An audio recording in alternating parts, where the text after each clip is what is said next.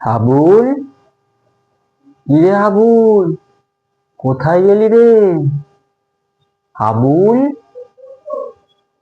কিরে বাবা, কোথায় গেলি রে?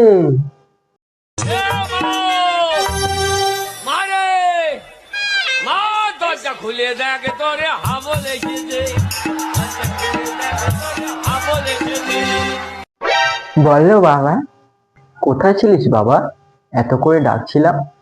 আরে বাবা, জানো বিছানা পেছনে দেখি কেমন একটা বোতল। अच्छा। আর বোতলের দলটা পুরো নোংরা হয়ে কালো হয়ে যাচ্ছে।